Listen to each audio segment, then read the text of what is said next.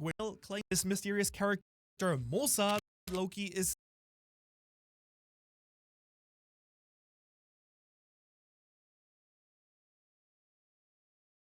seen communicating with via transponder snail claims that Loki has a very kind heart.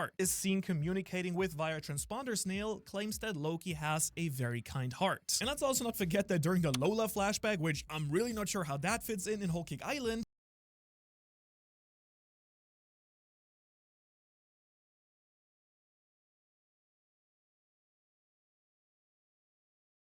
the first time Loki is ever mentioned in the story, we actually do see Loki being a cute guy and giving Lola a flower. My point here is, despite everything we're being told, this guy to me just does not seem like a straight up bad guy. He just kind of seems a little bit misguided. When the Giants say he caused destruction and chaos with his pranks and antics in chapter 1136, but that's not the first time obviously in One Piece that a hero has done this in this show. I mean, Luffy and Ace, take those guys, they were both really chaotic children, and Loki's story pretty directly seems to parallel big parts of Kozuki Oden's story as well, a dude who used to get into all sorts of trouble that caused chaos all over Wano, and a man that went on to sail with the Pirate King himself. And I want you to really think about this, because I think that Loki being a good person with some bad traits makes a lot of sense. After all, we're being told that he killed his dad and that he didn't have a mother growing up, and that normally isn't exactly like a recipe for a really well-rounded person, not typically at least, and I kind of feel like all of this additional context that we've been getting about Loki being a sweet and kind person, despite his pranks and chaos, wouldn't be really necessary if he was a truly bad guy, right? I think you agree. Instead, he seems to be more good intentioned with a really harsh and hard exterior, much like Oden, or even someone like Frankie originally during his introduction as well. After all, think back. Frankie, Zoro, like all of these heroes that we now know have lives filled with murder, brutality, and a lot of destruction and trauma. And since I realized exactly that, I kind of started to wonder if Loki here was actually being framed for something, or at least being heavily manipulated by some outside force here. You know, someone that told him being the god of destruction could save Elbaf, or someone that made him feel like he needed to kill his own father. And based on some of the big reveals we've now been getting in chapter 1137, I've kind of narrowed it down to 3 main suspects here. So let's dive into the most obvious and the biggest one first, Ja Rule. Alright guys, basing it off on what we've seen in Big Mom's backstory and everything that we've seen in Elbaf so far, Ja Rule was a former captain of the Giant Warrior Pirates, something that I want you all to make a quick note of because I think it's gonna be important later on. We know he's a hero of the Giants and is currently the chief of Elbaf and also one of the oldest beings alive. Now to be fair, I can't quite tell if he's the chief or just a chief, but based on everything that we're getting about how the Giant Society really works and his relation to King Harold and Loki, you know, to me it kind of feels like he's sort of the interim in-place leader of the country after Harold and Loki's battle to the death. You know, not officially the king, but kind of taking care of everything. Let's also not forget that Ja Rule is also the only person who survived Loki and Harold's battle and got a sword shoved through his head as well, but in a weird spot that somehow miraculously did not kill him apparently. And so with everything I just said, don't you agree that that is all kind of a little bit suspicious? Like, the current leader of Elbaf is the one guy, who survived Loki and Harold's legendary battle and only got put into that position after Loki escaped Elbaf and then was eventually caught and imprisoned by Red Hair Shanks? Something smells like poopy to me. Also, with that all in mind, why did Loki leave after killing his father? I mean, logically, wouldn't a straight up battle to the death between Loki and his father lead to him being the new ruler of Elbaf? Like, why would he just escape to sea afterwards as he apparently did? Well, thinking about it, to me, the best reason would probably be because even though he thought that he'd taken the throne, someone actually ended up spinning the story the completely other direction and forced Loki to go on the run. And again, I think there is no person with a better motive here than the one guy who was actually there and probably told the story, Ja Rule. Okay, what does he actually mean by that? Here's the deal, guys. Ja Rule is the oldest person or being in Elbaf as far as we know. He is over 400 200 years old and has seen the world go through many changes. When you think about it, he goes halfway back to the Void Century itself. As a giant warrior pirate, he has sailed the seas around the world and seen many other countries and many other kingdoms. And yet, despite all that, he has always returned back to Elbaf, a place cut off completely from the rest of the world. So could it maybe just be maybe that Ja Rule was stuck in his ways as a conservative old man who doesn't want a version of Elbaf based on peace and working with other nations? Could that be? Like, could it be that he views that sort of dynamic as weak and dangerous to his own country, and that's why a true warrior like Loki, someone that Ja Rule could easily convince to overthrow Harald, would then be the perfect target for his plan? And I would argue that that makes a decent amount of sense, seeing as Harald was hailed as the most peaceful leader of the giants, a man or giant who was so dedicated to change that he cut off his own horns from his head to separate himself more from the ancient giant blood heritage that flowed through him, connecting him to the more violent past of Elbaf. Guys, think about it. If Ja Rule didn't want Elbaf to be peace-oriented, or maybe he felt like they needed to stay a warrior nation to protect themselves from the world government and other nations, he could have just been slowly making plays to ensure that the king would be overthrown or ultimately just lose his status altogether. I actually think that the ancient giant stuff here might also be a hint at how much more brutal times used to be just a few hundred years ago in Elbaf. Again, Ja Rule is the oldest giant, and he might have actually dealt with multiple people just like Harald who have direct ties to the ancient giants, seeing how prosperous the true warriors of Elbaf actually were and how powerful they were. And funnily enough, I think this could actually tie in very well with Ja Rule and Loki's first introduction to the series as well. In case you don't remember, Ja Rule was actually introduced first alongside Jo Rule, his co-captain, during Big Mom's backstory. Now it seems like Big Mom killed Ja Rule in her hunger rage and then was eventually booted out of Elbaf, but knowing that she had this immense power based on seeing it firsthand, Ja Rule might have been the one to suggest Loki's marriage to Lola to begin with as a way to ensure Elbaf protection by allying himself with Whole Cake Island and a Yonko. And if we stick with this idea for a moment, this then failed attempt at a marriage might have been Ja Rule's first plan to bolster Elbaf, as Harald was pushing them further away from being a warrior country, opening them up to foreign influence. And when the marriage thing didn't work, he then started to stoke the flames of Loki's rebellious and chaotic nature, because that way he'd be able to overthrow his father. Again, as an elder, as the eldest, someone people would probably trust in Elbaf, it would make sense then why Ja Rule was around during Loki and Harald's battle, since it makes sense for him to be in the castle. Or as a hero of Elbaf, he could have maybe also known that he'd be one of the first to stop the fight when it kind of kicked off. Plus, of course, guys, if that was his plan to begin with, then he'd be in a much better spot here to survive the fight, as Loki wouldn't be trying to actively kill Ja Rule, considering he's been guiding him the entire time in secret. And honestly, potentially, he might still be doing that right now, but we'll be getting to that in just a moment. Because first, I need to talk about something that's been bothering me for a while, which is that a sword went apparently straight through his head, and he very conveniently did not die from that. Now, I'm not a doctor, but I do think that this should probably kill you, and I mean, Luffy thinks the same thing. And I gotta say, folks, we really gotta hand it to Oda here, because what's there not to love about this chapter? And speaking of love, let me quickly go check in with my good friend, the Fleet Admiral, who knows a thing or two about spreading love as well, I think. Yes, hi there, hello, I'm the Fleet Admiral. I've been traveling your universe for my own great adventure, and just like my good friend and colleague Monkey D. Garb, the two things that I love most in this world are my family and tasty snacks. And since Garb and I have been recently informed that the Fist of Love is technically a quote-unquote felony, I've decided to channel my love in a way that's both delicious and morally acceptable with Tokyo Treat's Sweet Valentine Snack Box. Turns out this thing here is a fun and exclusive Japanese subscription box with a different theme every single month. And this month is Sweet Valentines with love-inspired treats straight from Japan. Perfect for sharing, I hear, or keeping it all to yourself. Take these red and white Kit Kats, for example. They were my only way out that time I got stranded on Amazon Lily. Yes, and also let's not forget about the Koikea farm salt and seaweed chips that I shared with Garp before the big battle of God Valley. Yeah, I gotta admit that does sound a little bit better than getting punched in the face, I guess. Yes, and don't sleep on this cultural guidebook here, folks. It's not just about snacks. It's actually full of facts about Japan. And did you know, for example, that Valentine's there is all about giving chocolate? So whether you're treating yourself, gifting it to your loved one, or, just trying to buy yourself free passage through Whole Cake Island with the sweet strawberry mochi here, Tokyo Treat is the perfect way to do it. And you can use the code OHARA to get $5 on your first Tokyo Treat order. Now back to you, good sir.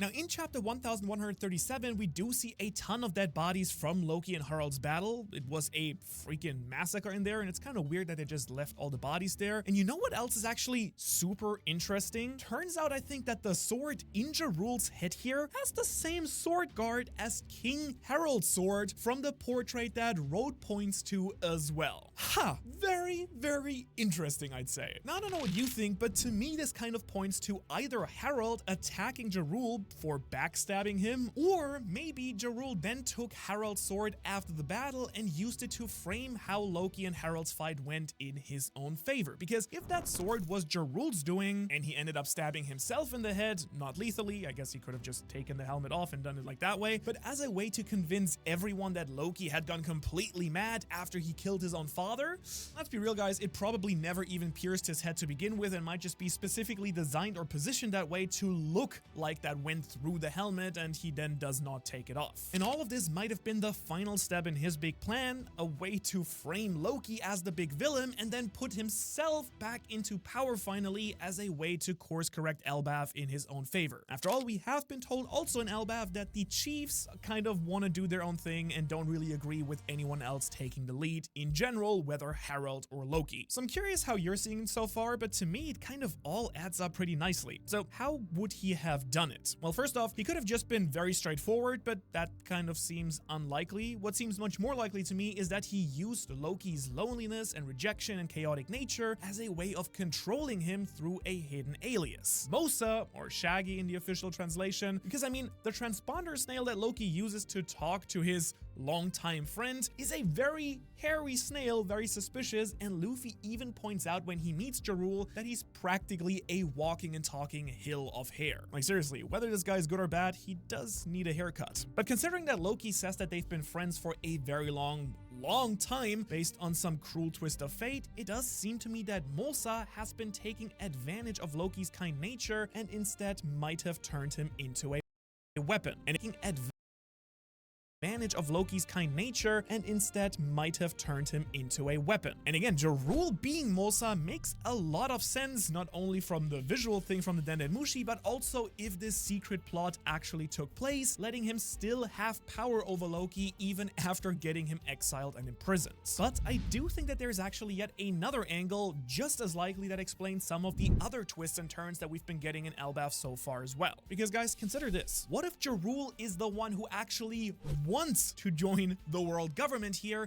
and Loki and Harald were his final big obstacles here? This would also make a ton of sense, seeing as he had some sort of relationship with Mother Caramel, sus living in the same village as her, and this plan might have all well even started because Big Mom murdered his good friend Jarul to begin with. So let's say that Jarul wanted to kill Big Mom, one of the fiercest pirates on the sea. Like, what would be the two easiest ways to do it? In my mind, it kind of comes down to getting close to her through Loki's marriage to Lola, or joining the world government and destroying her that way. Or it's just as fair to say that Jarul set up Jorul getting killed by Big Mom as so that one less person would be in his way when he eventually took the throne for himself. Now, this option to me seems a little bit less likely, as in chapter 876, it kind of seems to show Jarul almost killing an unconscious Linlin for murdering his best friend, but there is then also the idea that seeing fighters like Shanks, Big Mom, or even Kaido dominate the seas has kind of made Jarul think that giants are not anymore strong enough to hold their own anymore. From his eyes, it might be that joining the world government could be the only way to actually help Elbaf survive. And heck, maybe Jarul is actively part of the scheme right now to weaken Elbaf by sending strong children like Big Mom out to sea with Mother Caramel. Now, this is a little bit of a side tangent, honestly, but this would actually also potentially explain something about another giant character whose backstory is really mysterious, Kaido here, because something I noticed, and maybe maybe you noticed this as well, it's so obvious when reading chapter 1137, is just look at this. Just how similar does King Harold look to Kaido? I mean, they have the same beard, same face shape, and obviously the giant ancient giant horns. I guess Harold cut his off, but what if Kaido is actually from Elbaf and has ancient giant blood just like Loki and Harold, and he says Oni, but you know, I personally think that Oni and ancient giants could potentially be just the same race in One Piece. But then Ja Rule might have made sure that he got sold off as a child. Again, Mother Caramel was right there to the West Blue, and this might even help explain why Big Mom took such a liking to him as a mentor, seeing as she knew firsthand what he had gone through. Actually, now that I think about it, Mother Caramel was probably already dead when Kaido was a kid, but I mean, you know, Ja Rule could have still just kept going with what they had been doing there anyways. Maybe someone else took over for Mother Caramel. I gotta say though, I'm a little bit biased here, as I'm a major defender of the idea that the Onigashima skull is a massive ancient giant skull, and it would be a really cool parallel if Kaido was an ancient giant descendant living inside an even bigger actual ancient giant skull. But hey, Oda did kind of make a point of bringing up ores specifically in chapter 1136, and that's kind of enough to give me some hope here, especially considering the point that I brought up earlier about ores and Ja Rule's timelines being pretty close to each other,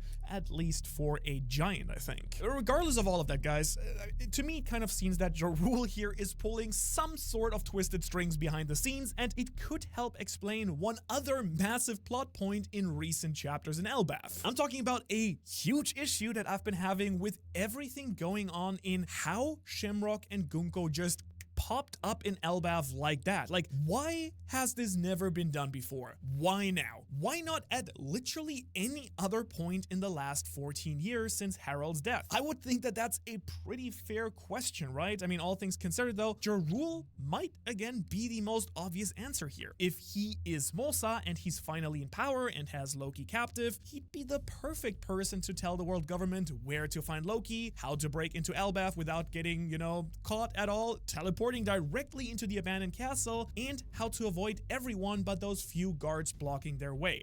And again, you know, potentially Ja Rule could have experienced trafficking other giants like Kaido as well. On top of that, Ja Rule does seem to know more about Nika and the end of the world, at least more than most people, and that's why Oda used him to explain it to us, the audience, what is actually going on here. So maybe the awakening of the Nika fruit and Luffy's arrival in Elbaf is what truly kicked Ja Rule into action, and why Shamrock and Gunko are here right now when the Straw Hats are here out of all times. For example, I think that it's possible that Ja Rule might have offered Loki up to the world government in exchange for their protection or their integration into the world government, seeing the end of the world is now approaching and, you know, the world might flood again. But what he probably isn't expecting is Loki's blatant refusal of the Holy Knights and his freedom, which is another great point in my books that Loki is a good guy, at least potentially. You know, the world government are bad guys, and everyone who's an enemy of my enemy is my friend, I guess. And I definitely think that the probability that Ja Rule might be pulling at least some of the strings here is pretty high, and actually, you know, him being Mosa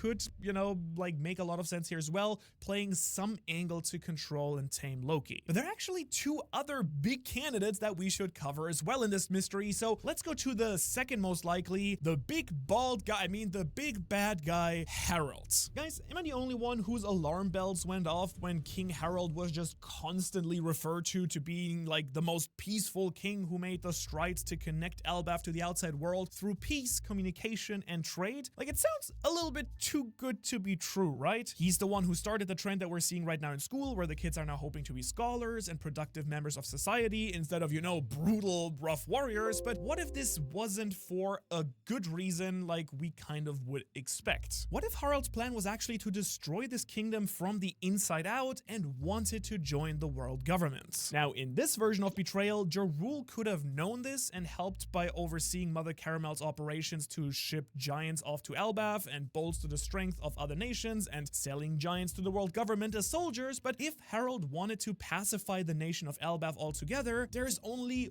one possible person really who could have been a big issue to this. And yes, we love rhetorical questions, but the answer is of course his son Loki, who still has that true warrior spirit of Elbaf and also the ancient giant blood. You know, a kid who could grow up to defeat him, which is exactly what might have ended up happening here. That could be the prophecy of his son murdering him that Jarul actually mentioned himself in chapter 1136. Again, one of these weird details here. And since Harald might have wanted Elbaf to join the world government, he might have used Jarul to provoke Loki into attacking him, because that way he'd have a reason to kill his own son, who was in the way. Clearly, that exactly didn't work out, and so then the only course of action to ensure that Elbaf would join the world government was Loki being framed for it as being a murderer, a villain, and a brute, and that way Jarul at least could carry out Harald's will instead. And then, all of a sudden, the actual sun god, Luffy, appears on Elbaf, and it's the perfect time to, summon the Holy Knights and finally take care of the loose threat that still is Loki. Okay, hold on.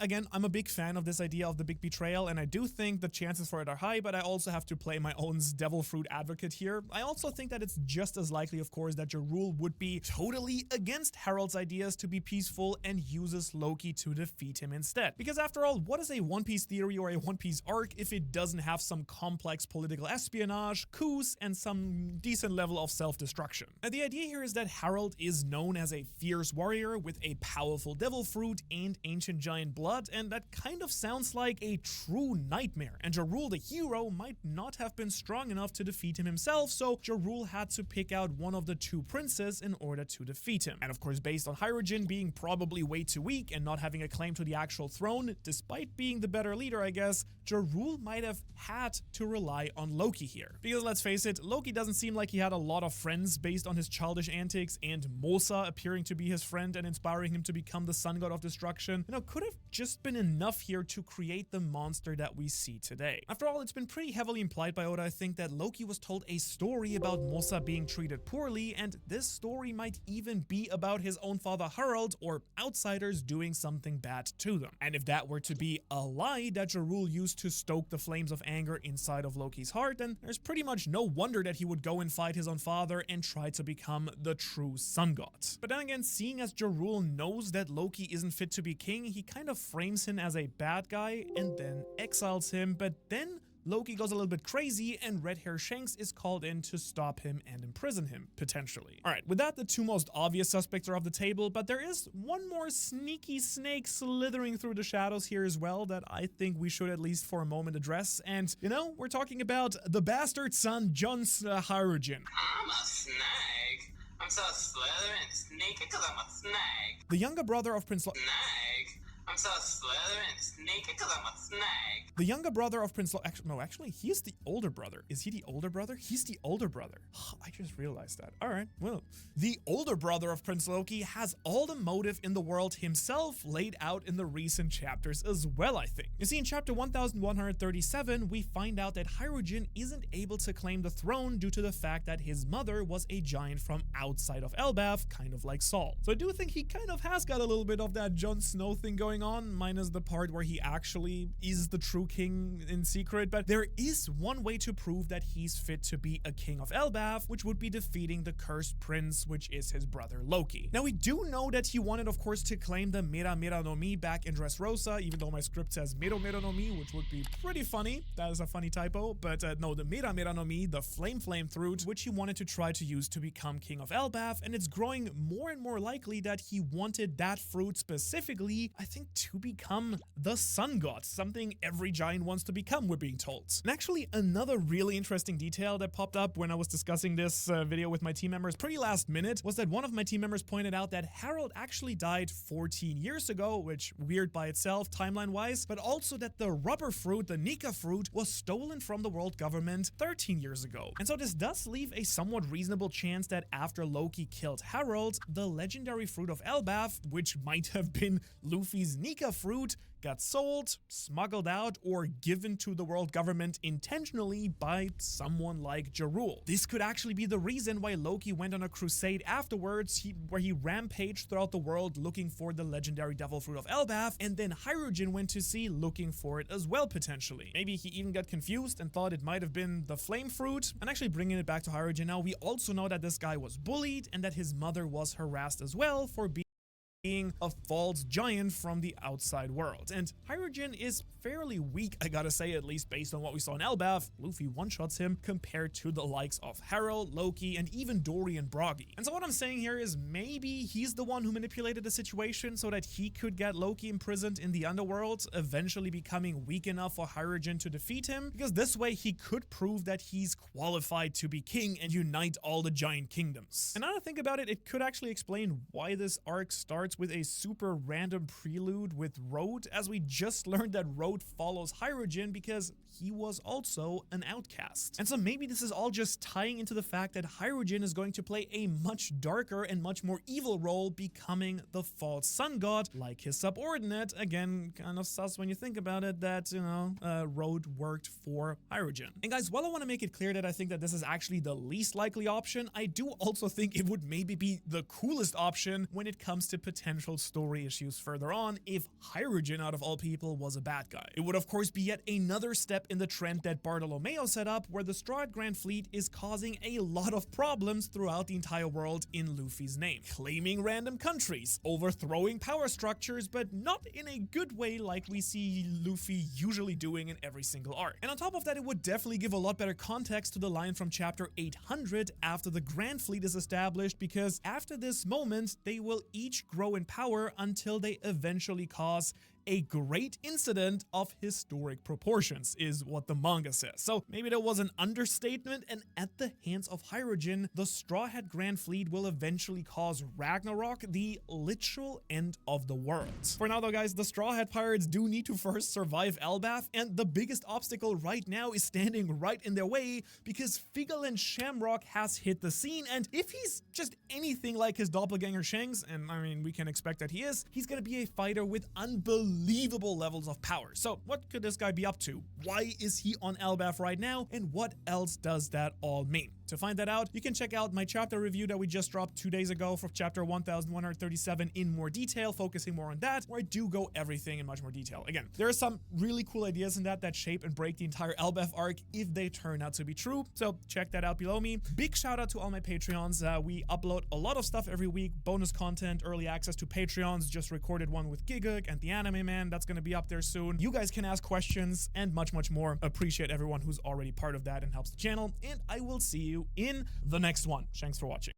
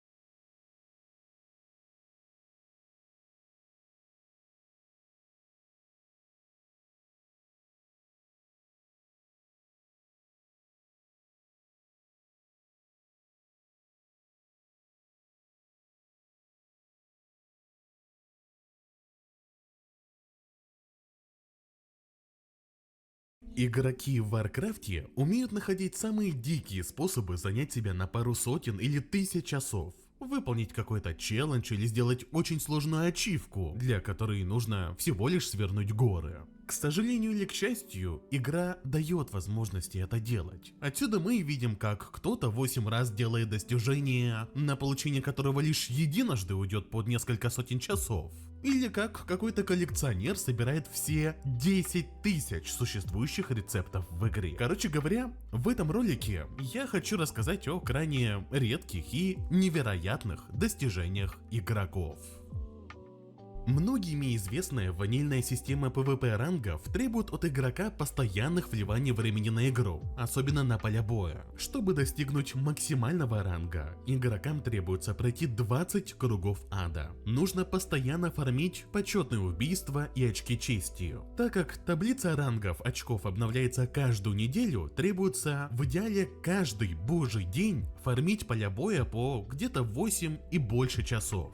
Причем требуется не стоять АФК, а вот именно что сражаться, побеждать, зарабатывать очки чести, убивать противников, фармить и еще раз фармить. А так как каждую неделю со счета игрока списывается 20% очков чести, а с каждым новым рангом фармить чести нужно все больше, на то чтобы только нивелировать потерянные проценты уже придется гриндить врагов по много часов. А чтобы взобраться выше, в общем вы поняли. Людей, которые отваживались на фарм 14 ранга, ждало многомесячное испытание, десятки бессонных ночей и ежедневный гринд. После всего озвученного еще сильнее удивляют игроки, которые решают не только разово достигнуть 14 ранг, а и сделать это много раз, да еще и извращенными способами. В ванильном Варкрафте отличиться смог человек под ником Джейсел, лидер известной гильдии на сервере Maelstrom. Джейсел являлся прославленным разбойником, а также человеком, который обладал бесконечным запасом времени. Участники его гильдии имели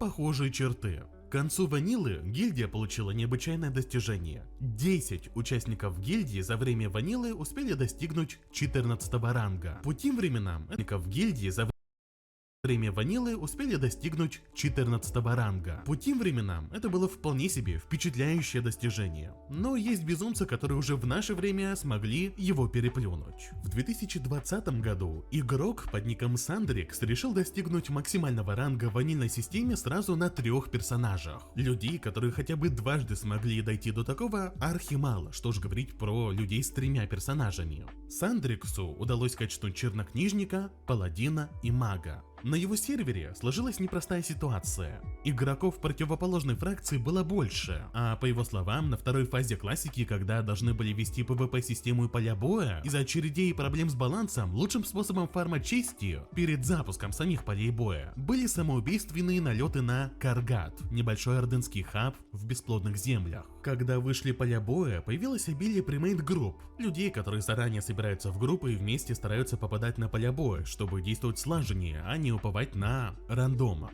Из-за этого, по его словам, мог происходить полный кошмар. На ущелье Песни Войны, когда друг против друга сталкивалось 2 премейда, сражение могло превращаться в беспощадную битву, длившуюся несколько часов. Жалеет ли он о потраченном времени? Нет, ни капли. Более того, для него это не было потраченное время, это было увлекательное путешествие, на которое пусть он и потратил несколько сотен часов. Но, пожалуй, дальше всех в безумии ушел игрок под ником Райс Криспи. Ему удалось прокачать уже не 3, а целых 8 персонажей до 14 ранга. Это уже полное безумие. Опять же, напомню, что только на одного персонажа уйдет минимум 8 недель страшного фарма каждый день и куча убитых нервов. Райс Криспи решил для полного разнообразия прокачать на каждом классе 14 ранг, так что вероятно он единственный или один из немногих людей в игре, кто побывал на максимальном ранге на каждом классе. Правда ради, стоит отметить, что занимался фармом он на серверах вечной классики, которые сильно опустели после запуска классического Burning Crusade и последующих классических перезапусков. А следовательно, жесткого гринда ввиду минимальной или даже около нулевой конкуренции, в общем-то уже и не так уж и много. Но все равно достижение впечатляет.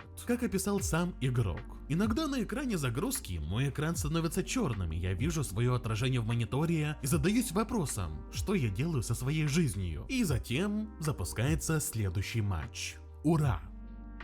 Есть несколько прикольных, ценных маунтов в Варкрафте, которые выбить с боссов в данжах или рейдах нельзя. Но их можно купить за золото на черном рынке, когда они периодически появляются. К разряду таковых можно отнести стремительного зульского тигра, поводья чумного протодракона и стремительного ящера Розаши. Черный рынок работает по такому принципу. Кто поставил за предмет больше денег, тот и получает вещь себе. Проблема ранее названных маунтов в том, что они очень быстро достигают в ставках максимального капа золота – 10 миллионов.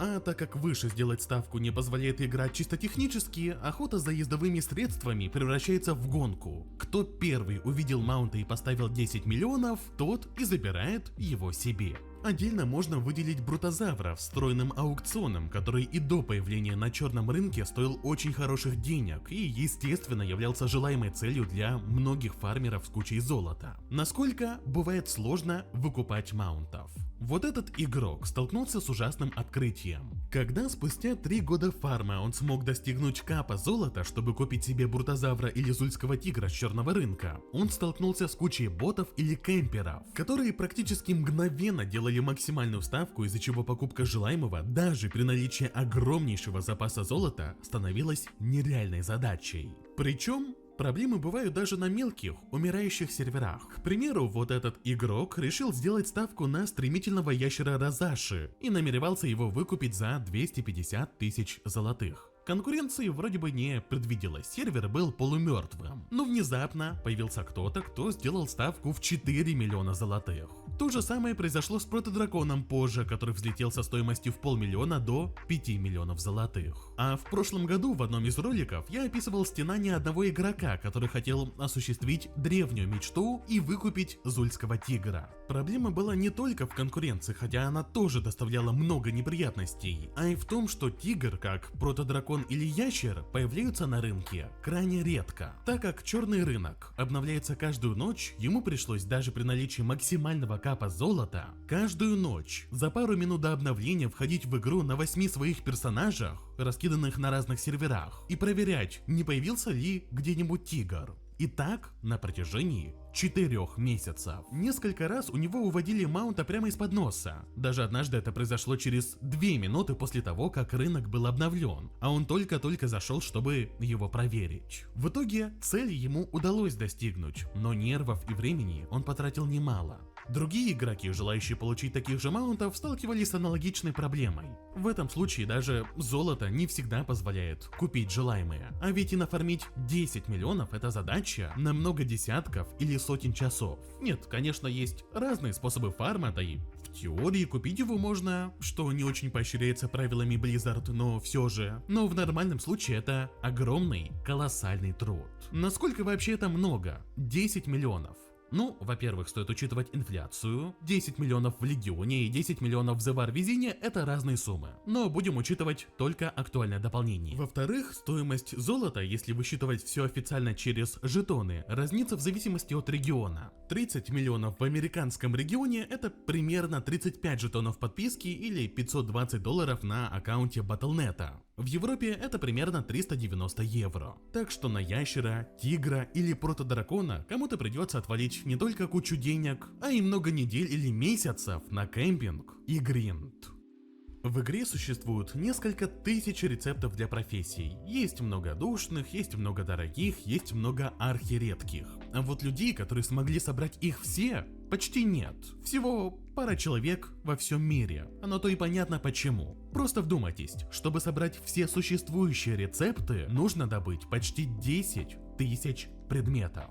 И ладно, хорошо, часть можно купить у вендоров или по дешевке на аукционе, но многочасовой гринд никто не отменял. В начале года игроку под ником Icebane удалось стать чуть ли не единственным человеком, кто собрал все рецепты в игре на данный момент. Он решил провести небольшую сессию вопрос-ответ на Reddit и дать комментарий для народа. Итак, главный вопрос: сколько времени на все это потребовалось? Icebane ответил, что гриндом рецептов он занимается со времен темных земель, а также ему пришлось сделать 7 персонажей, чтобы покрыть все рецепты для всех профессий. То есть, скажем так, на добычу всего-всего ушло около 4 лет.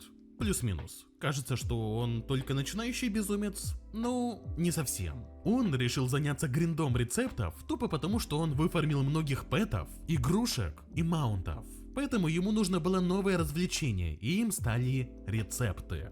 Одним из самых душных рецептов оказался чертеж «Гибельный мифриловый клинок». Этот рецепт для кузнецов позволяет крафтить вот такой вот меч, не особо выделяющийся в наше время. Проблема в шансе дропа. Чертеж добывается с рандомных элитников в разных данжах классики с шансом в пару сотых процента. По словам Айсбейна, чтобы выфармить чертеж, ему пришлось 200 раз зачистить некроситет. Дальше по душности получения, по его словам, шли рецепты из плато солнечного колодца. Я недавно на канале затрагивал тему рецептов из этого рейда, поэтому кратко. Разработчики запихнули в рейд несколько десятков рецептов для разных профессий, только вот падают они с около нулевым шансом, что делает их гринд практически невозможной задачей. И хоть часть из них можно купить на аукционе по 1100 за штуку, значительная часть привязывается к персонажу, а посему фармеров ожидал незабываемый гринд и фарм сотен тысяч мобов из данжа. Еще кровушки попили рецепты на ювелирное дело, введенные в гневе короля Лича и катаклизме. К примеру, в Кате есть пару десятков рецептов, которые покупаются за ювелирные жетоны. А вот чтобы получить эти ювелирные жетоны, нужно выполнять делики. В идеале на то, чтобы выкупить все возможные рецепты, придется потратить около 2 месяцев. Да, тут, конечно, не хардкорный гринд по много часов, скорее высасывание времени, но все же. Не меньше духоты предстояло пережить с рангами в собирательных профессиях в Легионе. В Легионе появились ранги в профессиях у разных рецептов или навыков.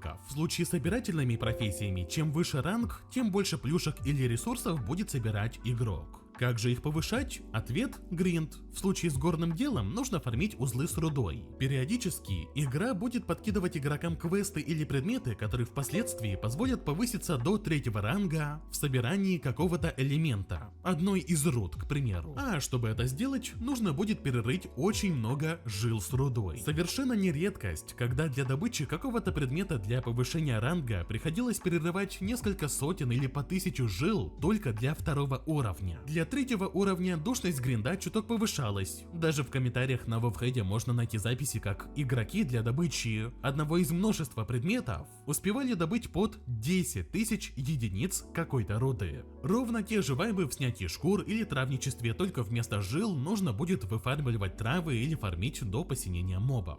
Так как все рецепты добывать бывало непросто, иногда он прибегал к покупке рецептов на игровом аукционе. И это тоже было удовольствием не из дешевых. На все про все, по его словам, он потратил минимум 20 миллионов золотых. Опять же, переводя все это в деньги с помощью жетонов игровой подписки, вышло бы под 800-1000 долларов в зависимости от региона и курса жетона. Что так-то очень много. Но был и плюс. С помощью некоторых рецептов ему удавалось и зарабатывать. В начале Dragonflight'а большим спросом пользовался предмет Аркан Стихий. Он являлся одной из самых лучших вещей в слоте для шеи на момент начала дополнений. Только была проблема. Рецепт падал архиредко с редких мобов во время одного периодического ивента, то есть целая комбо. А шанс дропа болтался в районе 0,1%. Следовательно, игрокам предстоял очень долгий гринд редких мобов в надежде на удачу.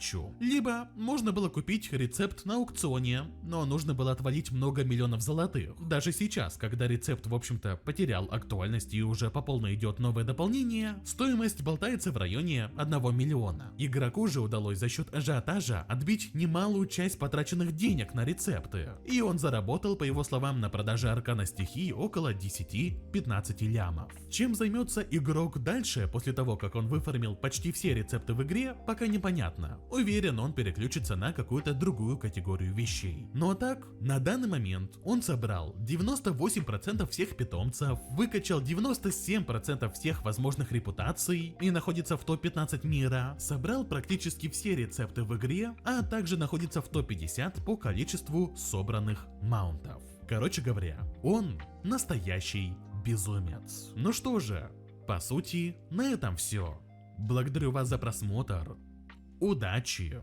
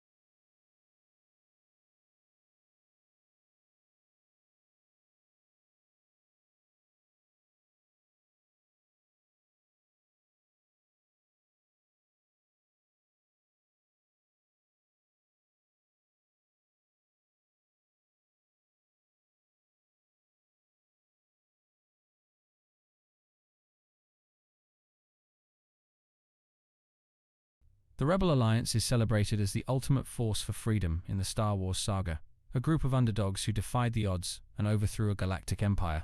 But as we peel back the layers of their victory, a troubling question arises: should they have won?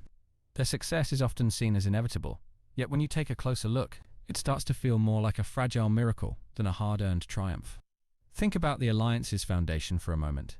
A coalition of desperate groups bound together by a common enemy, yet divided by their own agendas. They were fighting not only against the most powerful government the galaxy had ever seen, but also against the cracks within their own movement. How could such a fragile alliance hold firm long enough to claim victory? And then there's the Empire itself. A sprawling, resource-rich juggernaut with entire planets under its control. The scale of its power dwarfed the Alliance at every turn, making the rebels' struggle seem like a speck of defiance against an unshakable colossus. Could determination and hope alone really topple such a force? Even the methods of the rebels themselves are worth questioning. For all their talk of freedom and justice, their tactics often blurred the line between heroism and something darker. Was their moral high ground as firm as they claimed? Or did the ends justify the means for a cause that may not have been as pure as it seemed? In this video, we'll explore why the Rebel Alliance's victory, as inspiring as it might appear, isn't as simple or inevitable as the stories suggest. From their shaky foundations and questionable morality to the overwhelming might of the Empire, there are cracks in the legend that demand closer scrutiny. The Rebel Alliance on the surface looked united, but deep down, it was built on shaky ground. Think about the sheer diversity of their ranks. You had ex-Imperials, smugglers, and idealistic leaders trying to hold together a cause that was more dream than reality. How could a movement with so many conflicting agendas truly survive long-term? Look at their leadership for a moment. Mon Mothma, Leia, and others were undeniably brave, but bravery alone doesn't equal leadership. What happens when the leaders are forced to make tough calls with no unanimous agreement? When they face disagreements so strong that trust starts to crack, unity becomes a mirage. Then there's the question of resources. Sure, they had supporters and secret donors, but a rebellion thrives on consistency. Where did they get enough ships, weapons, and supplies to match the Empire's endless arsenal? Did the galaxy really offer enough support to give them a fighting chance? Or was their survival more luck than strategy? And speaking of strategy, how often did they win because of pure luck rather than skill? The Death Star's destruction wasn't some flawless battle plan. It was desperation mixed with a miracle. Victory built on chance is no solid foundation for a lasting movement. The Galactic Empire was enormous. Planets, fleets, and legions of troops were all at its command. The Empire wasn't just an oppressive force. It was a well-oiled machine with a galaxy-spanning infrastructure. A rebellion of this size, no matter how determined, couldn't truly hope to overthrow such a colossal entity. Imagine the logistics the Alliance would have needed to succeed. Coordinating attacks on distant star systems, gathering intelligence on Imperial operations, and keeping their plans secret from spies and traitors. It's almost impossible to believe they could manage this without breaking apart under the pressure. Even the Empire's failures worked to its advantage. Each time it lost a battle, it adapted, building better ships, smarter strategies, and stronger defenses. Meanwhile, the rebels had to scramble just to survive. How could such an uneven fight ever end in their favor? Was it really skill that brought them victory? Or did the Empire simply underestimate its opponents? And let's not forget the sheer manpower. For every rebel soldier, there were dozens of stormtroopers. For every X-Wing, there were fleets of TIE fighters. The Empire had numbers, training, and technology. Against odds, this overwhelming, the rebels' victory feels more like fiction than fact. The Alliance often claimed the moral high ground, but were their actions truly as noble as they seemed? Sabotage, espionage, and even outright assassinations were all part of their playbook. Fighting for freedom is one thing, but where do you draw the line between heroism and terrorism? Take the destruction of the Death Star, for instance. Yes, it was a symbol of oppression, but it was also a station filled with countless lives. Engineers, soldiers, and even prisoners were aboard. Does the pursuit of freedom justify sacrificing so many lives, no matter who they were? Even the recruitment tactics of the Alliance raise questions. How often did they pull in desperate people who had no other choice? Were all their fighters truly committed to the cause, or were some simply trying to survive in a galaxy ruled by fear? Desperation and loyalty are not the same thing. And what about the long-term consequences of their actions? Toppling the Empire was their goal, but what came next? Did they think far enough ahead to prevent the chaos that often follows revolution? Or were they so focused on winning that they ignored the aftermath? The Rebel Alliance leaned too heavily on a few key figures. Luke Skywalker, Leia, and Han Solo were undeniably central to their success. But what happens when a movement depends so much on so few? A single failure could have toppled everything. Luke was a powerful Jedi, but his inexperience was a glaring weakness. If he had failed to resist the dark side, the rebellion might have collapsed altogether. Pinning so much hope on one individual was reckless, even if he eventually rose to the occasion. Leia's leadership was vital, but she was constantly torn between her role as a commander and the personal stakes of her mission. No one person can carry that much weight forever. It's a wonder she didn't break under the pressure.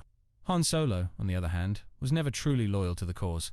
His allegiance wavered, his motives were often self-serving, and his presence was more of a wild card than a reliable asset. Relying on people like him wasn't just risky, it was irresponsible. The Empire had a stranglehold on communication across the galaxy. Its propaganda machine was relentless, painting the rebels as criminals and anarchists. In contrast, the Alliance struggled to control their narrative. How do you win hearts and minds when your enemy controls the story? Even when they did make victories, the rebels failed to publicize their wins effectively. The destruction of the Death Star should have been a massive turning point, but did the galaxy really know what happened? The Empire spun it as an isolated incident, keeping the majority of the galaxy in the dark. Revolutions thrive on symbolism, but the Alliance never managed to create a lasting image of hope. Yes, they had their victories, but they lacked the consistency to inspire a unified movement across the galaxy. People need more than ideals, they need a reason to believe. And then there's the Empire's use of fear. The Alliance could never fully counter the psychological grip the Empire had on its citizens. Fear is a powerful tool, and the rebels lacked the resources to challenge it on a galactic scale. The Rebel Alliance wasn't just one group, it was a coalition of different factions. Each of these groups had its own interests, goals, and agendas. Holding them together was an achievement in itself, but how long could it realistically last? Different factions within the Alliance often clashed over strategy and resources. Some wanted to focus on diplomacy, while others pushed for all-out war. These divisions weren't just a weakness, they were a ticking time bomb. Even their relationships with outside groups were precarious. Smugglers, mercenaries, and independent systems supported the Alliance out of convenience, not loyalty. What would have happened if these allies decided the fight wasn't worth the risk? The rebellion was always one betrayal away from collapse, and let's not forget the lingering distrust between the factions. Unity is fragile when everyone has their own agenda. The fact that they managed to hold it together as long as they did feels more like a miracle than a testament to their strength. The galaxy is vast, and the Empire controlled nearly all of it. From Coruscant to the Outer Rim, its influence was everywhere. The rebels, no matter how hard they fought, were always outnumbered, outgunned, and outmaneuvered. Think about the resources the Empire could bring to bear. Entire fleets of Star Destroyers, countless TIE fighters, and seemingly endless supplies of troops. Against this kind of power, how could the Alliance ever hope to stand a chance? Even when the Empire suffered losses, it had the ability to recover quickly. A destroyed fleet could be replaced, a lost battle could be avenged, and a fallen leader could be replaced with another. The Alliance, on the other hand, couldn't afford even a single major setback. And then there's the reach of the Empire's influence. From propaganda to fear, its grip on the galaxy was absolute. The rebels fought bravely, but bravery alone doesn't win against an opponent this vast. The Rebel Alliance may have won, but at what cost? Toppling the Empire was only the beginning of their struggle. What followed was chaos, uncertainty, and the daunting task of rebuilding a galaxy torn apart by war. Power vacuums don't stay empty for long. The collapse of the Empire left countless systems vulnerable to crime syndicates, warlords, and opportunists. Was the galaxy truly better off without the Empire, or did the rebels simply trade one kind of tyranny for another? Even within the Alliance, cracks began to show after their victory. Unity is easy to maintain when there's a common enemy, but once that enemy is gone, old divisions resurface. How long could they hold together without the Empire to fight against? In the end, the Rebel Alliance's victory feels less like a triumph and more like a bittersweet conclusion. They may have won the war, but the battle for the galaxy's future was far from over. Thanks so much for watching. I spend a good bit of time making sure each video is great. If you enjoyed this video, don't forget to leave a like and subscribe to the channel if you haven't already. It really helps out and means a lot to me. As always, let me know your thoughts in the comments. I'll see you in the next one.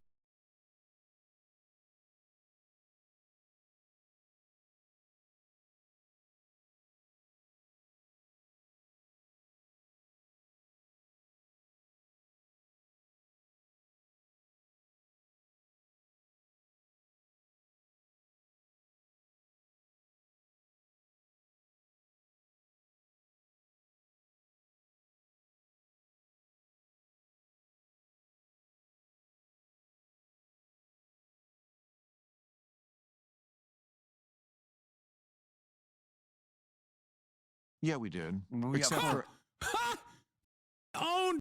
Shut up. You just got schooled, okay? You got schooled. Winkler is 100% on the money. An adult is talking. A knowledgeable adult is talking. Club Random Podcast. My goat Bill Maher is at it again from 2 days First time I ago. ever went, I would not go to Israel. I was convinced if I stepped terra firma on Israel, I stepped off the plane onto the tarmac, a war would break out. why? I don't know why. It's a tick. That's more than a tick. Yeah. That's psychotic. Yeah. Well, thank you. What? I mean, why you stepping off the plane? No, not me. Just just bad timing. bad timing. Well, No, I wouldn't cause the war. Oh, I see. I would just be in the middle I of it. thought they were like the funds. Hey, it's on. Henry's here. Allahu Akbar, the funds. Really? This is the last Oh, straw. my God. The funds is in Israel. Now we have to get them into Yeah. the sea. Yeah. Oh. What about their prime minister? Are we allowed to talk about that? Of course, you can talk about anything. That's what I love about this. I really think that he knows if, God forbid, he steps down or the war is over, he's in jail. I mean, that's possible, and we hear that a lot. I mean, it's I interesting. believe it to my core. Yeah, well, you don't know what's. I mean, that could be the case. You don't know what's in a person's heart. Whether that's true or not, you can still be supportive of the decisions he's making, which I am. Okay. It's very naive, I think, that this could go any other way. Right. And any other country in the world would not be expected to act any differently. If you get attacked, you get to fight back. And the war doesn't end when you start fighting back, which they always want with Israel. You know, Bill Maher presenting himself as a guy who's like anti all religion, only to actively commit himself to a theocratic ethno state is the funniest thing. Okay, this guy is supposed to be like, the atheist. I hate all religion. I hate all religion. Okay, I'm Bill Maher. Religion is stupid, and if you believe it, you're stupid.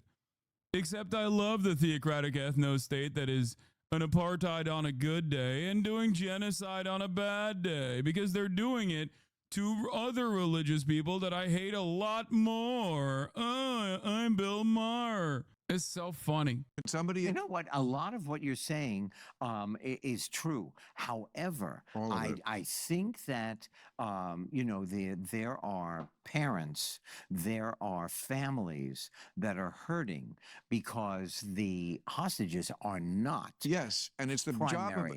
job of a statesman and a leader and a prime minister to think long term and not just short term. Like if they don't, Yeah, that's what Benjamin Netanyahu's doing. He's thinking long-term final solution, not short-term final solution. Thanks, Bill Maher. He definitely calls himself culturally Christian. Yeah, he is so, his writing of Israel is crazy, okay? It is crazy. eliminate Hamas, They're then not going to eliminate Hamas. Hamas is an idea, not a group of people. that's a bullshit thing. It's not What do you mean? That's literally, he's right. Listen to the Fonz. bullshit. Well, let me tell you something. They've said that for years. I just read, I think, Sam Harris on this, and he said it right. I know Sam. Okay, great. like Love Sam. Sam. Great. I'm Yeah. glad we both do. Yeah. And he said this thing we've heard a lot of times. You can't kill an idea. He said, well, we did after World War II. Until You know, now. We did kill a lot of. What's really funny about Bill Maher, as far as I understand, is that like, and I didn't know this until later, okay? I never knew this about him, but I guess neither did he, ironically enough. Bill Maher's not Jewish. I never thought he was Jewish. I thought he was a Christian. I thought he was an Irish guy, okay? And then I found out that he was Jewish, but also that he didn't know he was Jewish either, for the record. He was raised Catholic until the age of 12 when he found out he was Jewish. He's raised Catholic. So like, I always was like, this motherfucker, like, this was my proof. Like, Christian Zionists are so goddamn annoying. They just like hype up Israel way more than like American Jews do. Like they always outflank American Jews on the issue. It's like a white guy telling a black person about racism. You know what I mean? And yes, You can tell he was raised Catholic. Yes, he has a lot of, I think, former Catholic attitudes, if that makes sense. Like he has, I don't know, well, alcoholism to be one. He is so, yes, he is so genteel. Like his vibes, his attitude, like it is so, like I was shocked when I found out. Okay. So he is a Zionist Christian, for the record, even though he's not a Christian. Japanese, and that was unfortunate. Right. But I mean, if you do kill enough lunatics, and Japan was led by lunatics, Right. you know, died of the last person and a lot of. First of all, before people go, I thought he was Jewish. That's disrespectful. Okay. To the Jewish people, specifically American Jews. If he was Jewish, he'd be a little bit funnier. Okay. There's no way. I mean, this is like marginally at the very least. Okay. Like this man's level of humor, counterpoint Seinfeld, great example. Okay. Jerry Seinfeld, very unfunny, except still like understands the capacity or the word structure of a joke. Okay. While Seinfeld is a humorless hack for the most part, he still fundamentally understands what a joke is. Bill Maher has never understood that. His entire career revolves around being a condescending, smarmy, pervy, alcoholic, Catholic, former Catholic, atheist asshole. Suicide bombing and all that. Very similar to what we see with radical Muslims. Right. Suicide bombing, cult of martyrdom. Right. Okay, so Japan became our good friend. So let's not pretend that you can't actually get to the root of this. It is difficult. I'm not pretending. No, I but truly believe No, that in this particular case, you will not. You don't think that all those people that are now homeless and their families are destroyed, you don't think that they are now I think you have to make Hamas calculation. again? Of course, absolutely. That is going to And we happen. got to kill him dead even harder. Thank you, Bill. Like Winkler's attitude here is just like not even born out of ideology, and it's just pure empathy. Okay. You don't have to be like a brilliant person. Not saying that Winkler isn't, right? But like you literally don't have to be the smartest, most well-read person to look at a situation like this and just be like, I think common sense in this circumstance implies that like if you lock people into this area and bomb out of them, they're probably going to develop resentment towards you and want to fight their way out of that situation. Basic, super basic empathy. If anything, I mean, it's common sense, but if anything, it's actually ideology that oftentimes clouds that basic empathy. Ideology, on the other hand, is what is motivating Bill Maher in his refusal to acknowledge the humanity of Palestinians.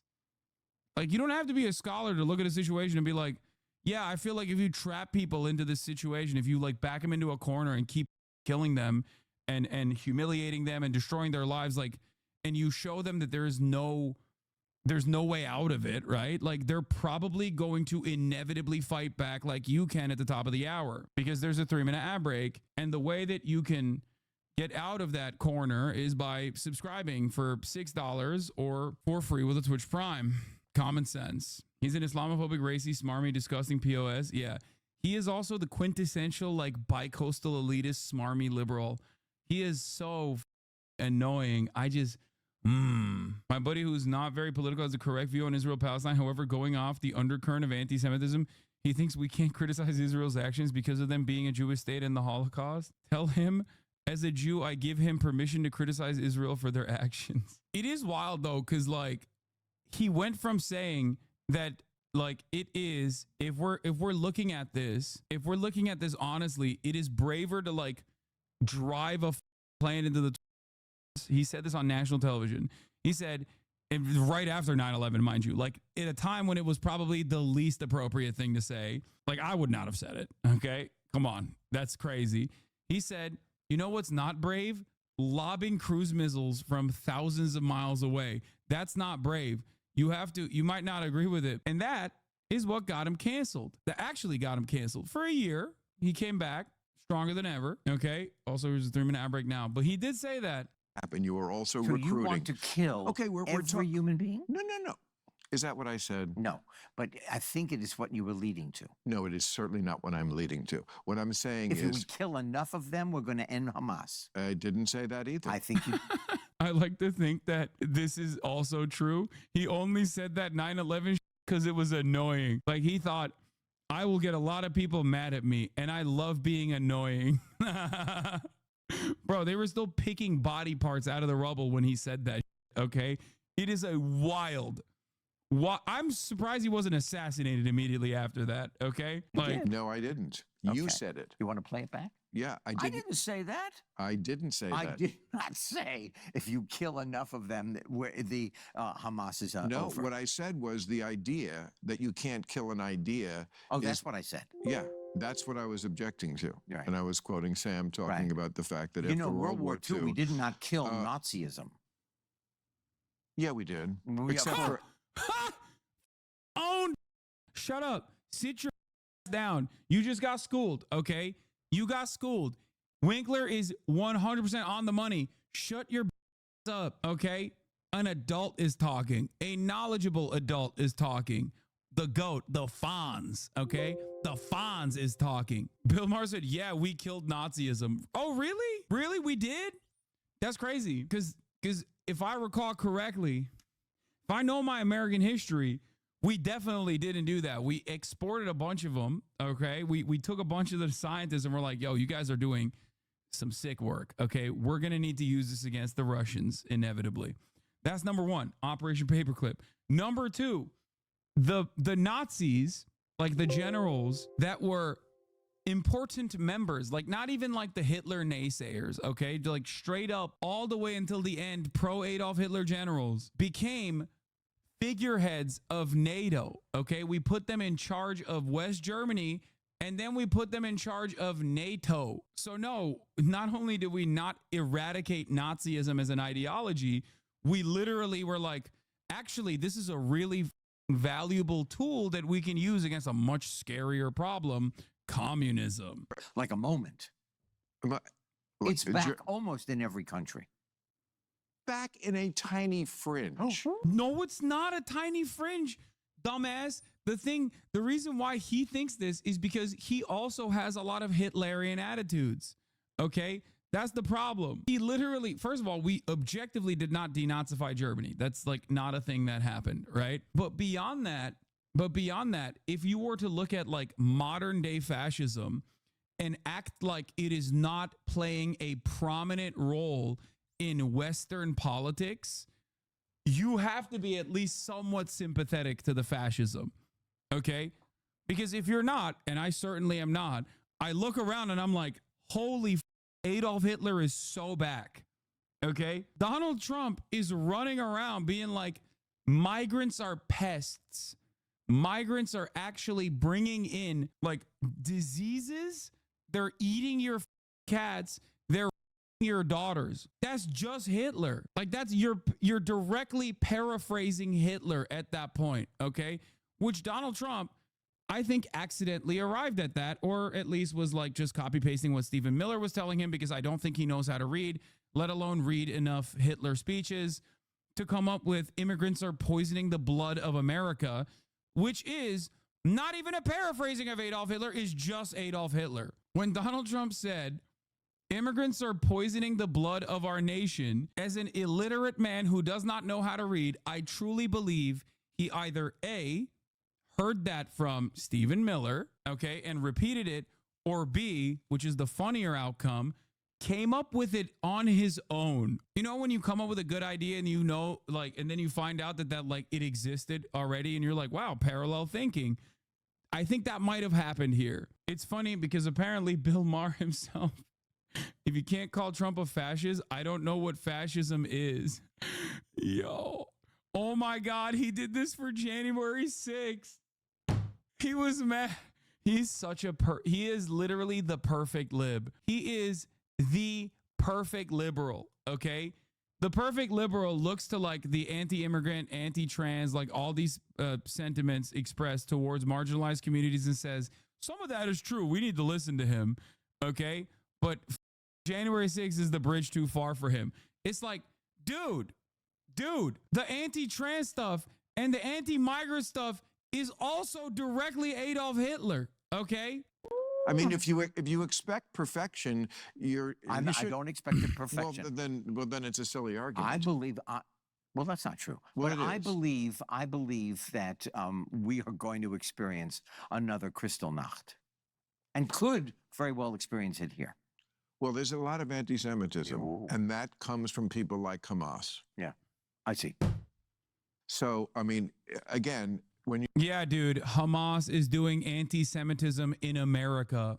God, boomers are so stupid. Are you a German liberal? Like, what do you mean? A lot of anti-Semitism exists in American society and it's coming from Hamas. There are blood and soil fascist, Nazi, and neo-Nazi Trump supporters currently, when he was filming this, talking about how we have to purge the Haitians from Springfield, Ohio. And he's like, you know what's the likely outcome here? A Hamas insurrection that will inevitably end up, you know, causing a lot of anti-Semitic hatred. Like, it's not even, oh my. when you're a leader, you have to think long term. Right. If you don't know, they've prosecuted this war for 11 months, as we're recording this in September of 2024. Bro, if there are literal neo-Nazi protests happening all around the country, okay? All around the country, all the time. And you got the president saying neo-Nazi, okay? And then you look to like they, them, non-binary, okay? Septum piercing having English majors, who many of them are also Jewish, all the time. And you got the president saying neo-Nazi, okay? And then you look to like they, them, non-binary, okay? Septum piercing having English majors, who many of them are also Jewish, protesting against the Israeli apartheid at college campuses, and you go, that's the real anti-Semitism? You are such a freak. Like, you are so far removed from objective reality that I don't even know how we can have a normal conversation. Turn on Twitter and look to what people are saying on there for 3.5 seconds, and you will realize that, oh boy, anti-Semitism is popping right now. And no, it is not coming from the progressive anti-Israel and anti-Zionist protesters, okay? That is crazy. He has had Netanyahu on his show so many times. How are you surprised about this? No, I know how much of a rider for Israel he is. Yeah, also all around the world, not even just like America, all around the world. You got the AfD in Germany. You got literal fascists in Italy in power. You have Le Pen in France. You have the reform movement in the UK. Does this not even remotely tick the holy this is fascism, it's happening box for you at all? They're at the You final got Modi. I forget Modi, of course. stage. They're in the South. Yes, there are probably still, I don't know, 80, 90 hostages left. Right, 100. It's horrible to think Right. of the situation they've been in, and if we can't get So them in out. other words- Again, if I could just finish. Yes. Yeah, Viktor Orban, Donald Trump's favorite. Viktor Orban, he loves me. Gert Wilders. Viktor Orban is crazy. The worst part of this process is like the supposed like historical counterbalance is also a fascist of a different flavor. That's the other side of the story. It's like, it's not like Russia itself is like prosecuting a liberatory struggle for the working class. Like, they're doing their own imperial ambitions. They're engaging in their own irredentist actions as well. So like, there isn't even a counterbalance to it. You look at Iran, okay, a regional actor, and Iran's own principles, especially in its own domestic affairs, is also inherently fundamentalist and awful and autocratic. Like, there's nobody out there. There's just no one. There's no one out there that's like, hey man, this up. There's no powerful force on the planet right now that is like, yo, a lot of this up. You say, please save me, Xi, but like, they're way too invested in their own thing. Okay. They're not engaging in any kind of like actual anti-fascist or even anti-capitalist momentum either. Okay, what about NATO? Dog, what? What do you mean? What about NATO? What about NATO? America is the top dog in this business. Who do you think is like the #1 bad guy on the planet? NATO. Well, that's why I'm voting for Joe Biden, because he did NATO. Let's go right ahead. You have to think in terms of long-term and numbers. Like those 100 people, we wouldn't want anyone to die, but what if we let Hamas off the hook and then it gets worse and 10,000 die? That's how 10,000. Well, in the future. In other words, if they are able to stage. Dude, this is awesome. Like, it's not even this is awesome. He's just like saying, okay, what about like, what if every Jewish person is ethnically cleansed? That's why Israel has to continue its genocide. Is an insane argument to make. It is also exactly the same argument Hitler made, okay, about the Jews. He's like, if we don't ethnically cleanse all the Jews, they're going to ethnically cleanse us, is also the same insane shit that Hitler said, okay? It's crazy. If you want Hamas to perish in prominence and in influence, okay, then you have to eliminate the apartheid. That's it. If the apartheid goes away, then there is no resistance to the apartheid. This is a reality that not only Henry Winkler, but also Yoav Gallant and Rear Admiral Daniel Hagari and many other Israeli military generals also recognize, not the apartheid part, but at least that like Hamas is not like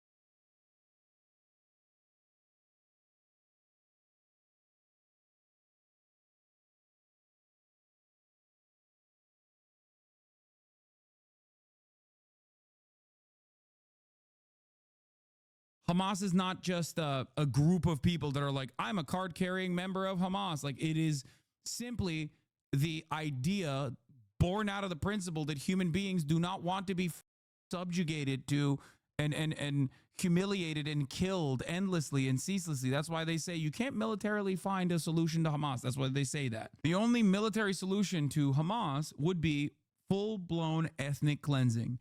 That's it. More attacks. I see. 10,000 more Israelis. You've gone this far for 11 months. Mm-hmm. And my question to people who have this argument is always, do you know what's going on really underneath Gaza in all the tunnels and how close they are? I do not know. I don't either. But you know who does know? The Israeli Defense Force. Now. Oh, yeah. No, they're the position of authority. They know better. Of course, typical liberal Democrat. Oh, Kamala Harris cannot possibly have bad instincts. They just know better. That's why they're moving in a certain direction. Liberals love thinking that they are intellectually superior to like MAGA people, right? And in some respects, like their empathy on a lot of issues, as long as the Democratic Party is not positioning themselves against said issues, is on the right side of history. Okay? But they have the exact same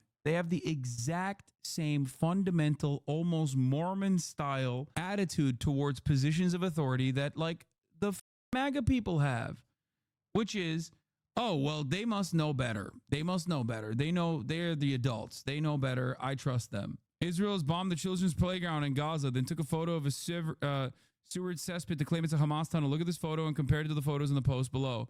They are the same thing. They're admitting to literal heinous war crimes. Many Gazan families living in areas that lack infrastructure resort to digging wells several meters deep into the ground to drain wastewater, an old method that was widespread throughout the Gaza Strip in the past. Wasn't Bill Maher like anti-Iraq war? Am I crazy? Am I misremembering that? Maybe. Are they perfect? Absolutely not. But again, they're not the ones purposely killing civilians. They try not to kill civilians. If you can't understand Get the out of here, dude. You're a idiot. that difference morally, then you're very morally confused. Are you watching the same footage I'm watching? You think they are trying to kill civilians? I think that it is indiscriminate.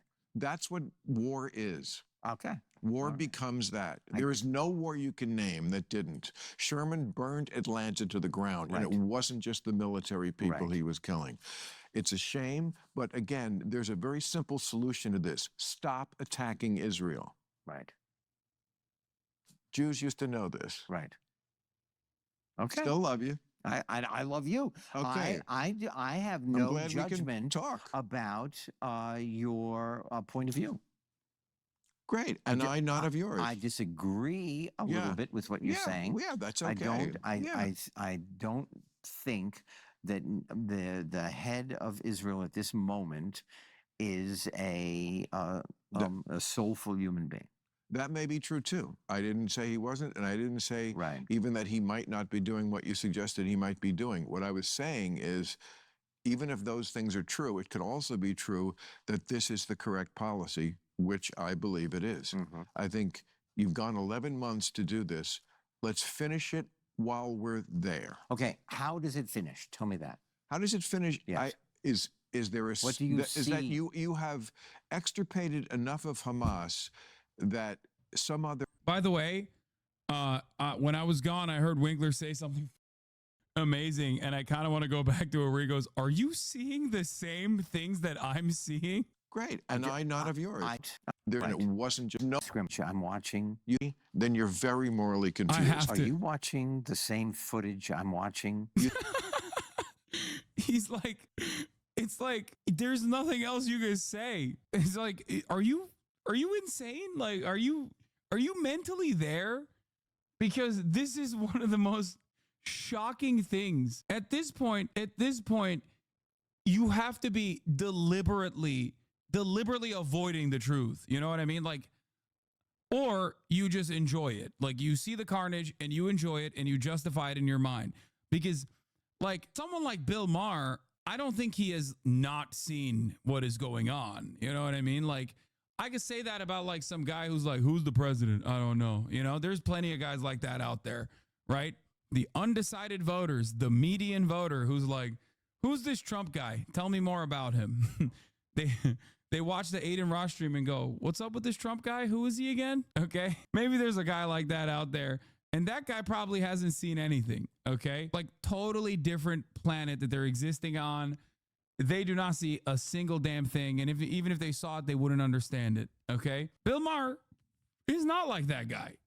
He's tapped in. He has producers. He has a show talking about, you know, popular culture. There are things on this planet that are worse than what Israel's doing to the Palestinians. Okay.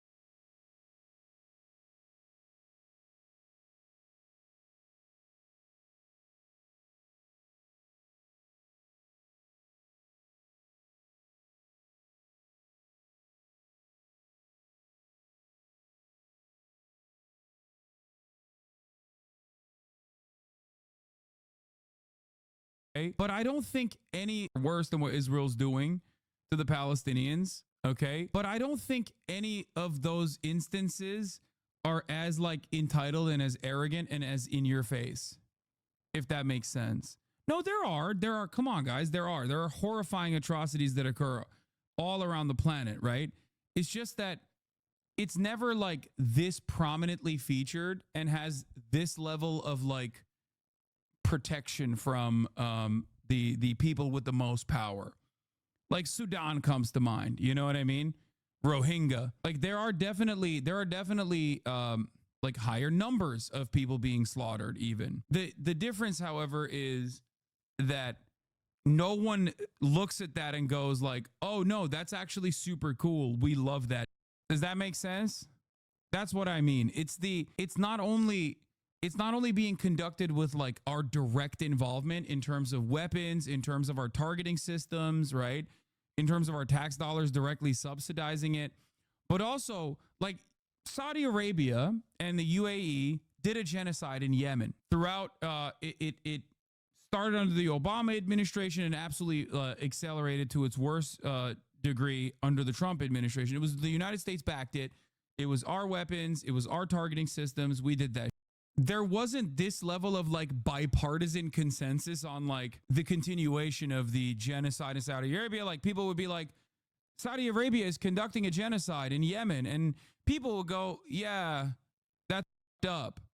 Like Bill Maher, I don't think at that point would be like, well, actually, the Ansar Allah administration deserve it because our brave, bold Saudi allies are doing the right thing.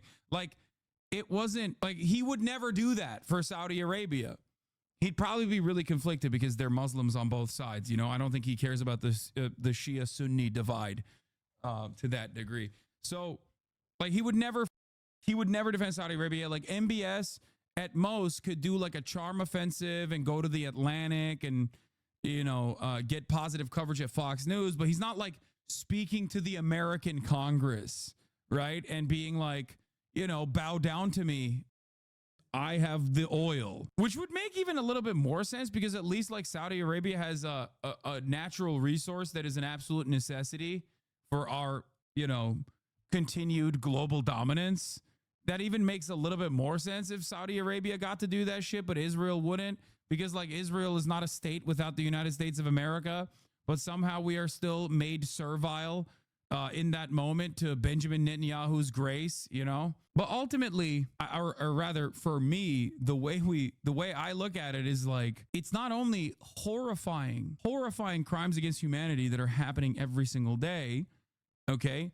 But it's like not even like our association with it is so direct, even more direct than Saudi Arabia conducting a genocide in Yemen. That's what it is. That's what's like so unique about this predicament. Like at the end of the day, there's this attitude where you're like, well, Saudi Arabia is already a theocratic monarchy, right? Like most Americans don't have a positive opinion of Saudi Arabia.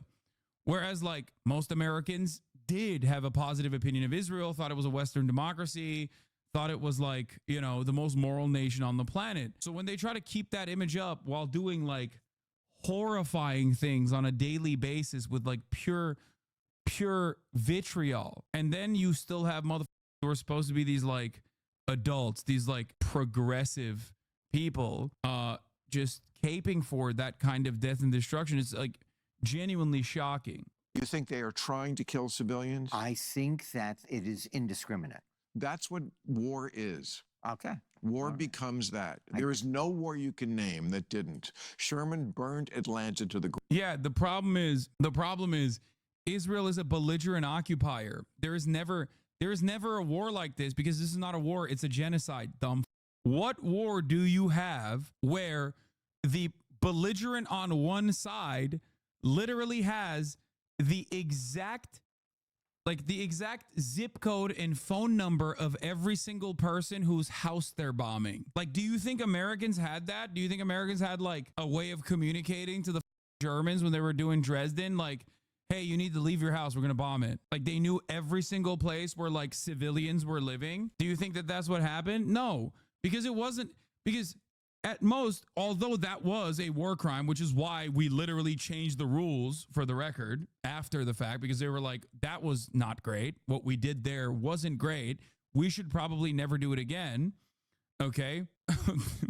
Which is crazy that people like defend that too, which is wild. But like, what is extra crazy in this circumstance is that Israel is not the same as any other version of that, with the exception of the Holocaust. These are people who are captive. They are held captive in an area that they cannot leave voluntarily, and they're being relentlessly bombed. And the areas that they claim they're not going to bomb, they bomb anyway. And the areas they claim they're not going to bomb, it actually gets smaller and smaller. And even before like the areas got smaller and smaller, they knew exactly where people lived, and they were using AI to target people. And they had an alerting process where a person that this AI has declared a Hamas militant would come home and they would purposefully kill him and his family when they got home. Okay? There is nothing that you can compare this to. There's nothing you can compare this to throughout history. There's nothing you can compare this to in modern day. There's nothing you can compare this to throughout history.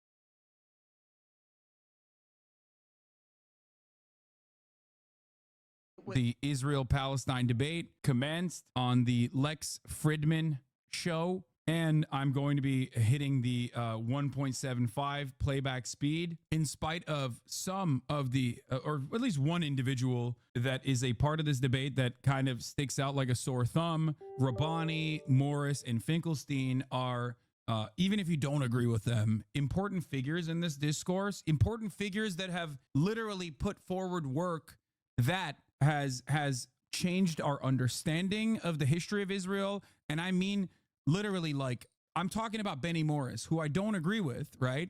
Well, I do agree with his earlier work, but I don't agree with his ideology. I don't agree with the things that he says. Still, I'm not going to discount his work, which was very important in the New Historians, in uncovering some of the aspects of the inception of the Israeli state that was basically kept a secret, even though it wasn't really kept a secret. It was more so just not, I guess, openly discussed as much in the Israeli side of scholarly work. Is Benny Morris the one that said they did the Nakba but thought it was poggers? Benny Morris's earlier work, very important, which Norm will get to in a second.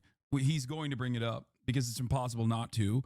Very openly details, alongside Ilan Pape's work, which was originally controversial, considered controversial, but he was vindicated afterwards. I'm not going to get into that. I'm not going to relitigate this. I've talked about it quite a bit. But Benny Morris's early work basically detailed out a planned attempt of ethnic displacement, which is the Nakba. It is true. At a time when, like, other Israeli scholars had never considered this or outright denied it.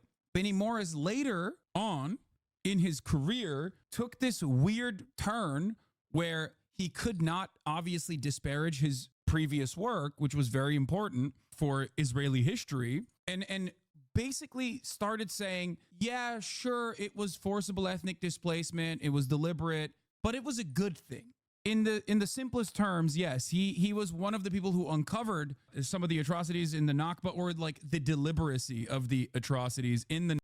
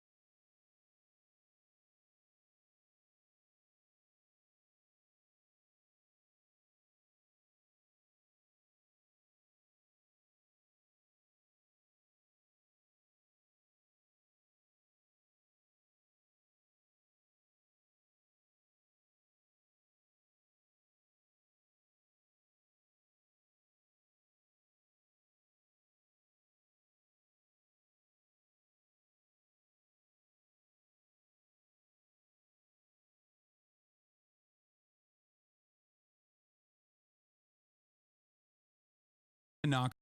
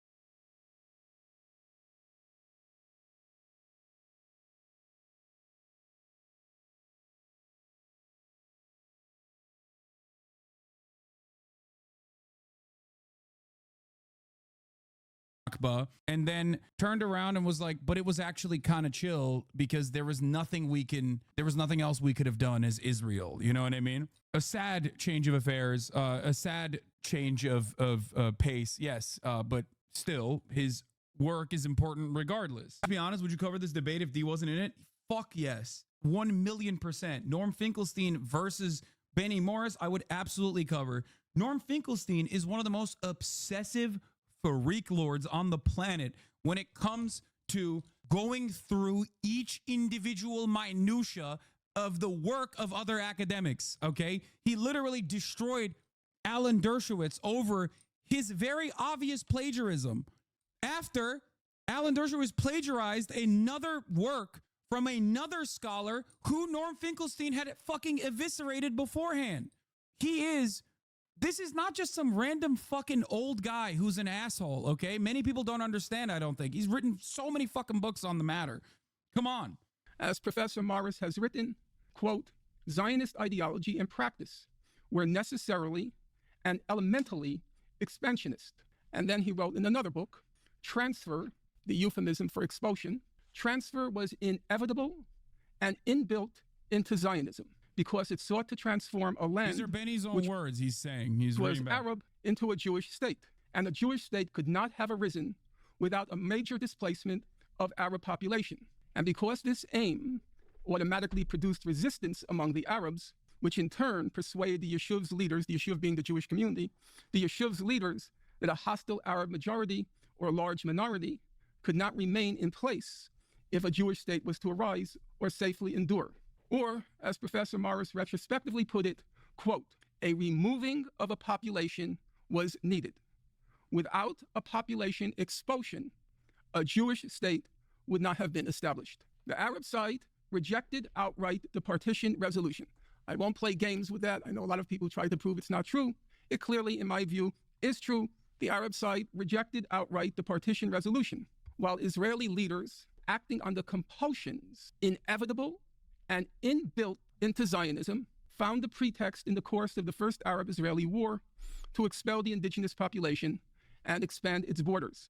I therefore conclude that neither side was committed to the letter of the partition resolution, and both sides aborted it. Norman only quoting stuff. Lamau, you guys are delusional if you don't think this looks bad on him.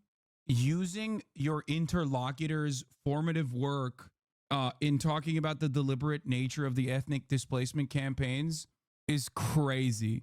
See, Pan Stan, he literally is a historian confirming everything he says, though. That is like, you are the most baby brain person I've ever fucking encountered. If you literally are looking at a situation on both sides, it sounds where like. he is describing the source material directly to the person in front of him that wrote the source material as evidence of his position. What more can you do in this circumstance? Like, what? Motherfucker, I know that if your favorite debate lord did the using your own words against you technique, you would love that. He's basically doing that in an academic setting, as close to an academic setting as you can get.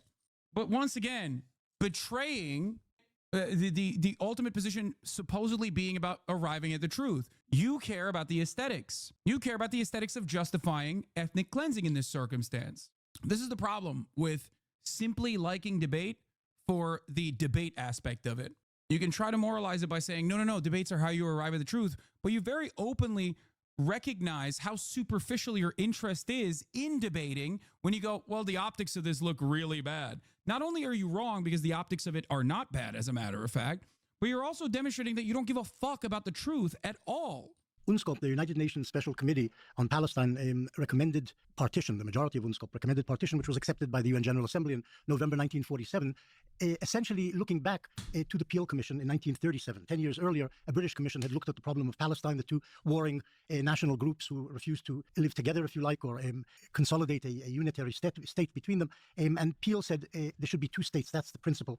The country must be partitioned into two states. This would give a modicum of justice to both sides, if not all their demands, of course. The context in which the statements were made that the Jewish state could only emerge if there was a transfer of Arab population was preceded, in the way I wrote it and the way it actually happened, by Arab resistance and hostilities towards the Jewish community. Had Arabs accepted partition, there would have been a large Arab minority in the Jewish state, which emerged in 47. And in fact, Jewish economists and state builders took sort of state between them. And Peel said there should be two states. That's the principle. The country must be partitioned into two states. This towards the Jewish community. Had Arabs accepted partition, there would have been a large Arab minority in the Jewish state, which emerged in 40. Because Arabs didn't happen. Populations were driven out. Some were expelled. Some left because Arab leaders advised them to leave or ordered them to leave. And at the end of the war, Israel said they can't return because they just tried to destroy the Jewish